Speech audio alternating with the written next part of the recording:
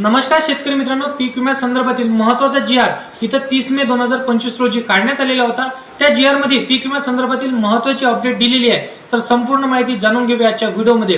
परंतु चॅनलवरती तुम्ही पहिल्यांदा आला असाल तर आधी चॅनलला नक्की सबस्क्राइब करून ठेवा। तर बघा 8 लाख हेक्टर पर्यंत इथं शेती पिकाचं नुकसान यंदा झालेलं आहे।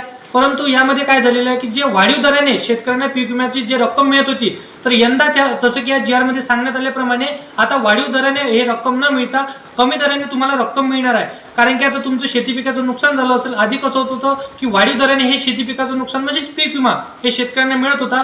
परंतु 30 मे 2025 रोजी अशा प्रकारे हा जी.आर निर्गमित करण्यात आला आणि त्या जी.आर मध्ये अशा प्रकारे सांगण्यात आलं की वाढीव दराने शेतकऱ्यांना पीक विमा न देता इथं जसं की कमी दराने हे शेतकऱ्यांना पीक विमा मिळणार आहे। तर अशा संदर्भातील शासनाने नवीन जी.आर पीक विम्या संदर्भातील काढलेला आहे। तर तुम्हाला जी.आर संदर्भातील काय महत्त्वाची माहिती वाटते तर हे तुम्ही कमेंट मध्ये नक्की सांगू शकता। बाकी अशा पद्धतीची महत्त्वाची माहिती हे पीक विम्या संदर्भातील आजच्या व्हिडिओमध्ये आज आपण बघितलेली आहे।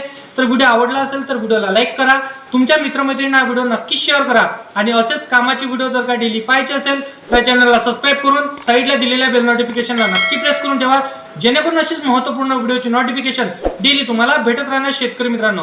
तर मित्रांनो चला येऊया नेक्स्ट व्हिडिओमध्ये।